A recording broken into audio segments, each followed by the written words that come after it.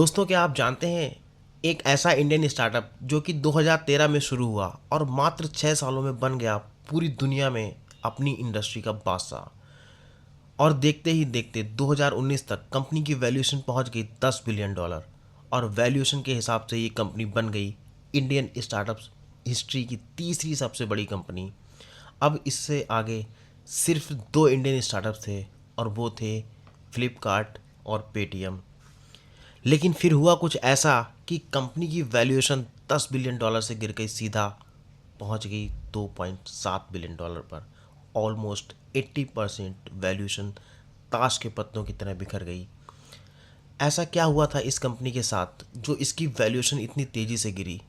कौन सी ऐसी गलतियां थीं जिससे ये कंपनी बंद होने की कगार पर पहुंच गई?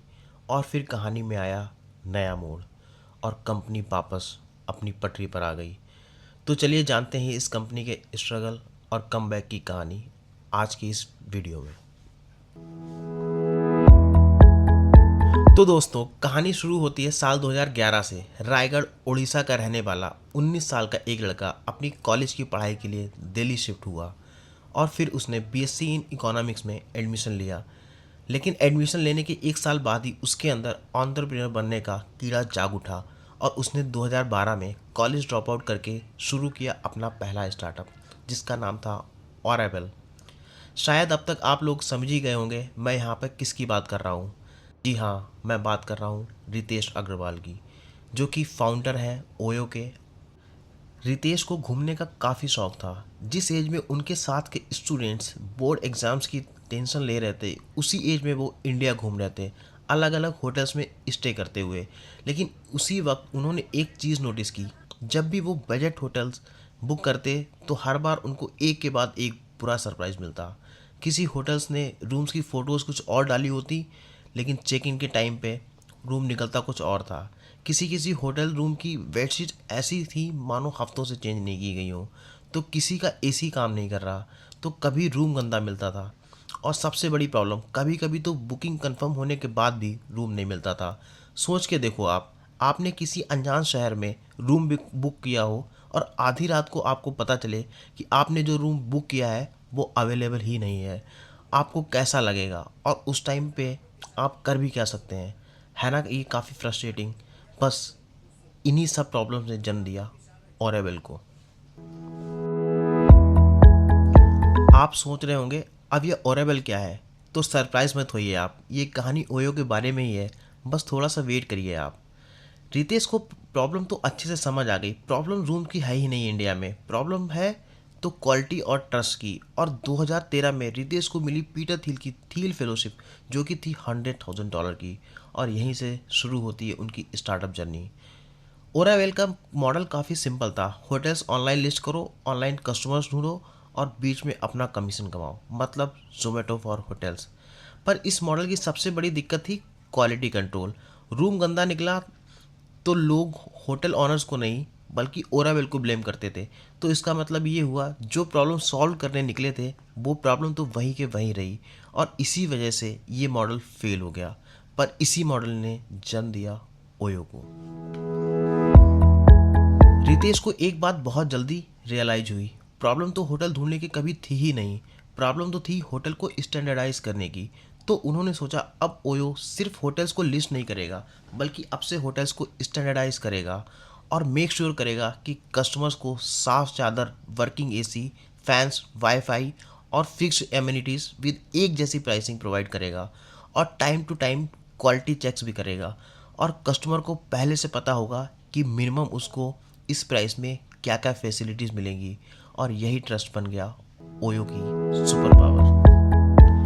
इन्वेस्टर्स को ये मॉडल इतना पसंद आया कि दुनिया के बड़ा सा बड़ा इन्वेस्टर्स जैसे soft bank, secure, light speed सब ओयो के पीछे लाइन लगा कर खड़े थे। और कुछ ही टाइम में कंपनी की वैल्यूएशन पहुंच गई $10 बिलियन। और ओयो अब सिर्फ इंडिया में ही नहीं, China, south east Asia, Europe और अमेरिका में भी एक्सपेंड करने लगा। और ये खबर हर जगह आग की तरह फैल गई। ब्लूमबर्ग, रियूटर्स, फोर्ब्स, टेकक्रंच सब ओयो की ही बात कर रहे थे। खुद रितेश ने $2 बिलियन के शेयर्स वापस खरीद लिए, अपना स्टेक कंपनी में 3 गुना कर लिया। लेकिन कंपनी ग्रोथ के पीछे इतना तेजी से भागी, एक बेसिक चीज़ ही इग्नोर कर दी, इकोनॉमिक्स। एक बार आप ये स्टैट्स देखिए, 10 लाख से ज़्यादा रूम्स, 80 से ज़्यादा कंट्री, और 2013 में ज़ीरो से शुरू हुई कंपनी 2019 तक $10 बिलियन की पीक वैल्यूएशन तक पहुंच गई। एक लड़का जिसने कॉलेज छोड़ दिया था फर्स्ट ईयर में ही, अब वो दुनिया की सबसे बड़ी होटल चेन में से एक का मालिक था। लेकिन दोस्तों, फिर यहीं से आता है इस कहानी में ट्विस्ट, और $10 बिलियन की वैल्यूएशन गिरकर पहुंच गई सीधा $2.7 बिलियन पर, लगभग 80% साफ। तो ऐसा क्या हुआ था जो कंपनी की वैल्यूएशन अचानक से ताश के पत्तों की तरह इतनी तेजी से नीचे गिर गई? कंपटीशन काफ़ी तेज़ी से बढ़ रहा था और कंपनीज जैसे ट्रीवो, फैब होटल्स, बुकिंग.com और एयरबीएनबी सब अपने अपने मार्केट शेयर के लिए लड़ रहे थे। और तभी ओयो ने इंट्रोड्यूस किया मिनिमम गारंटी मॉडल। ये मॉडल बेसिकली होटल ऑनर के लिए काफ़ी ल्यूक्रेटिव था। इसमें ओयो ने होटल ऑनर से प्रॉमिस किया कि वो उनको फिक्स्ड मंथली इनकम देगा, चाहे रूम बुक हो या ना हो। इससे हुआ ये कि ज़्यादा से ज़्यादा होटल अब ओयो से जुड़ गए। ओयो ने पहले से ही एज्यूम कर लिया था, बिना किसी एक्सपेरिमेंट के, कि ऑक्यूपेंसी मिनिमम 70 to 80% तो रहेगी ही रहेगी। लेकिन रियलिटी कुछ और थी दोस्तों। इनमें से मोस्टली होटल्स सिर्फ 30 to 40% की ऑक्यूपेंसी पे ऑपरेट कर रहे थे। कंपनी का रेवेन्यू गिरने लगा। पर ओयो ने तो मिनिमम गारंटी का प्रॉमिस किया था, तो उसको होटल ओनर्स को मंथली पेमेंट देनी पड़ रही थी। अब आप सोच के देखिए, हज़ारों होटल्स का लॉस मल्टीप्लाई करोगे तो डिजास्टर रेडी हो जाएगा। इस मॉडल ने एक और प्रॉब्लम खड़ी कर दी। होटल ऑनर को मंथली पूरा पैसा मिल ही रहा था, तो उन्हें रूम्स को मेंटेन करने की क्या ज़रूरत थी? कस्टमर तो फिर से वही प्रॉब्लम फेस करनी पड़ रही थी जो कि ओयो के इंसेप्शन से पहले उनको फेस करनी पड़ती थी। अब हज़ारों की संख्या में कस्टमर सोशल मीडिया पर कंप्लेन करने लगे और ओयो के मीम्स काफ़ी तेज़ी से वायरल होने लगे। ओयो से कस्टमर का ट्रस्ट टूटने लगा और जैसे जैसे प्रॉब्लम बढ़ती गई, धीरे धीरे वैल्यूएशन पर भी असर देखने को मिला। सॉफ्ट बैंक ने $10 बिलियन की वैल्यूएशन घटाकर कर दी $2.7 बिलियन। अखबारों की हेडलाइंस मार्कडाउन से भर गई। ओयो ने इस मार्कडाउन को खारिज कर दिया। कंपनी ने कहा यह मार्कडाउन बेबुनियाद है, इसका कोई राशनल बेसिस नहीं है। पर अंदर ही अंदर सब जानते थे कि हालात काफ़ी मुश्किल हैं। और फिर आया 2020, कोविड-19। बाकी की कमी कोविड-19 ने पूरी कर दी। फ्लाइट्स बंद, टूरिज्म बंद, होटल्स खाली, रेवेन्यू कोलैप्स हुआ और जमकर लेऑफ्स भी हुए। एनालिस्ट बोलने लगे कि अब बस, ओयो अब नहीं बचेगा। लगता था कहानी यहीं ख़त्म होगी, पर असली कहानी तो अब शुरू होती है दोस्त।